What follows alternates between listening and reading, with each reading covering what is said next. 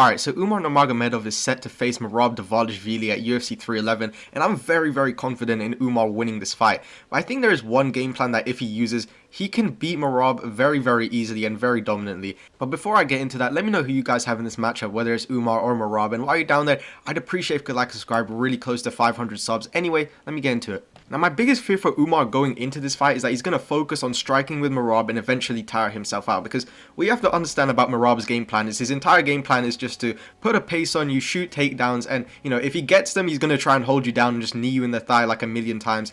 But if he doesn't get it, he's just going to try again and again until he eventually does get it. And the reason this has even worked this well is because everybody he's been fighting recently has been strikers, okay? These guys cannot afford to go to the ground, or at least don't want to, because while Merab's grappling is not the best, it's good enough to hold guys like Sean O'Malley down, you know? And Sean O'Malley, he lost on points, but then there's guys like Petr Yan who are going to keep defending the takedown and getting back up and back up again, but Merab is just going to keep shooting and eventually tire him out. And the reason this works is because Merab's stand-up is not good, okay? So most people will look at Merab and then try and stand up with him because that's the place where they're going to win the fight. They're probably not going to win it on the ground, even though that's not really true. But look, Merab's stand-up game is essentially just shooting takedowns on you. That is his entire game. He doesn't really have that much boxing. I mean, he got dropped by Cejudo, I think, and O'Malley hurt him pretty bad on the feet. So, you know, Umar does have a good chance on the feet, but the thing is, Merab is just going to keep shooting on him anyway. And this is why I'm kind of scared for Umar in this fight, because he doesn't really have one-punch KO power to where Merab is going to be scared like he was in that O'Malley fight and not want to shoot constantly. And I'm scared that Merab is just going to put a pace on him the same way he did to Petr Yan. And, you know,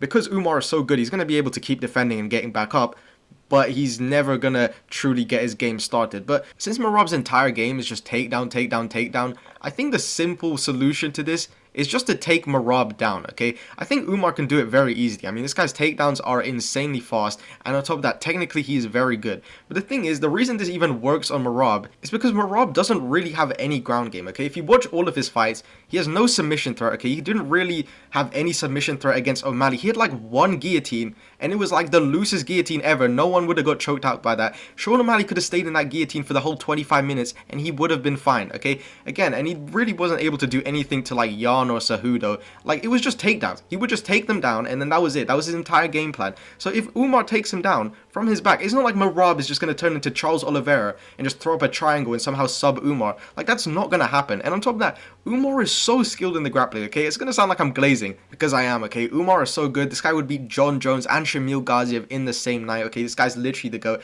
Alright, all jokes aside, Umar's grappling is very, very good, okay? It's very similar to Khabib's. He's very, very skilled. His ground and pound and his submission ability and the way he just gets positions is very, very good. Like, I don't think Merab is going to be able to get out these positions just because he's also a wrestler. Because again, there's no submission threat, there's no damage threat, there's basically nothing from Merab. Okay, you know, he is a good grappler and whatever, but Umar is just better. So I think if Umar just takes Merab down, it's going to be so much easier for him, okay? Because he can stand and strike all he wants, because he is the better striker here. But the thing is, Merab, he really has no choice on the ground. He's going to have to try and get up, because he really, again, doesn't have any submission threat. He's just, all he has is just going to try and get up and then shoot more takedowns. So when he does get up, then he has to strike with Umar. And obviously, he's not going to want to do that either, because Umar is just so much better than him in the striking. He's going to try and shoot another takedown. If Umar just keeps taking down, if Umar Merab's Merab, he's gonna like absolutely destroy him. And the reason this doesn't work for everybody else, I think it would work for one other person, but it wouldn't work for a guy like O'Malley or guys like Cejudo. Maybe it would work for Cejudo, but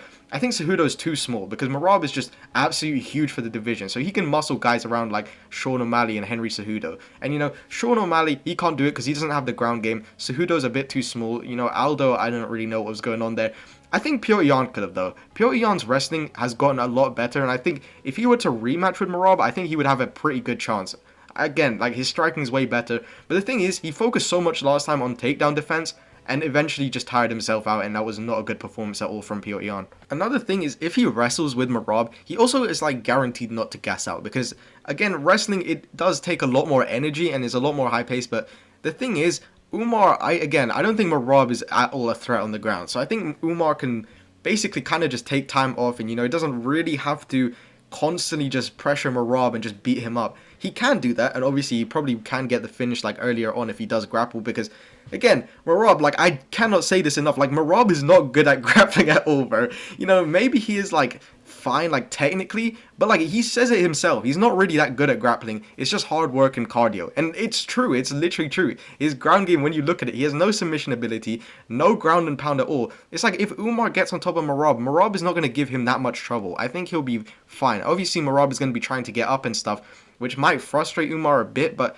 I think Umar will be able to hold him down. It won't take as much cardio as standing up, defending takedowns, maybe landing a couple good shots, which I think he'll be able to do, because O'Malley was able to hurt him bad to the body later on. But the thing is, with Umar, I'm not really sure if he has that kind of KO power that Sean O'Malley had, because Sean O'Malley actually did something very good that I don't think anyone really talks about. Well, it's not really something he did, but it's something he has, okay? He has a lot of power, and he's very, very accurate, okay? His counter-striking is so good that Merab basically just did not want to attack him if he didn't have to, okay? He'd shoot takedowns from very, very far away. Like, if you look at the takedowns, he would just like launch himself across the cage just to make sure he took down O'Malley, because if O'Malley hit him, it would have been lights out. And the thing is, with Umar, we haven't really seen that, okay? I mean, he is very, very fast though, and he is a very good counter striker, so I think Merab might have that same issue, but I don't think it's going to be to the same extent at all, because again, with Sean O'Malley, if he hits you, he's so long and rangy, it's just lights out immediately. With Umar, it's more like I think it's going to be a volume thing if he does, you know, stay on the feet with Merab, because he is insanely fast. Like, no one talks about this,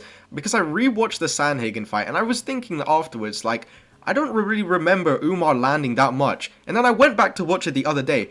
Bro, this guy is so fast. I was like, why wasn't he using any of the kicks? I went back to rewatch it. Bro, this guy's kicks were so fast, I just missed them. Like, I genuinely blinked, and he would kick so fast, and he actually, like, landed a couple of them on Corey Sandhagen. His boxing was also so fast. Bro, this guy's hands are genuinely so quick, bro. I don't think that Merab is going to be able to stand with this guy at all. It's just going to be takedowns, takedowns.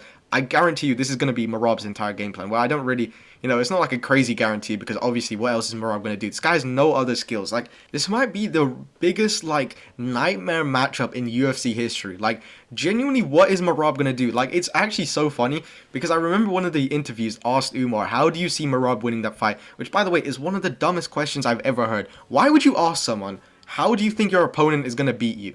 Like, why would you, why would you give that up even if you had the answer? And two, like, bro, why would they be thinking about that? Like, that is so stupid. Genuinely, that question was dumb. But Umar said there is no way he sees Merab winning this. And a lot of people have said this as well. Me too, to some extent. Like, I can't really see it. Like, I can't really visualize it at all. Usually, I can see, like, some way of fighter winning. But with Merab, it's like, I genuinely have no idea what is he actually going to do to Umar. Because I feel like even if he takes him down, Umar is going to be fine. Like, the guy's wrestling background is so strong to where he's probably going to be able to get up, or at least reverse the position, or maybe even find some kind of submissions. Like, I don't know, but I think, like, Merab is just cooked, bro. He just kind of cooked everywhere in this fight. And, you know, I seen Lucas Tracy saying, bro, Merab, when he's angry, man, he's different. Like, bro, what? Wasn't he not, like, angry in the Sean O'Malley fight? This guy was not different in the Sean O'Malley fight. Like, yes, you could say he was angry and he was different in the Piotr Jan fight, but again, I really think that was just because Piotr Jan, he just had a terrible game plan. On top of that, he's a very slow starter too. He's just more of a technical fighter, which does not work against Merab. Anyway, hopefully you guys enjoyed this video. That's going to be it. Thanks for watching. Like, subscribe. Alright.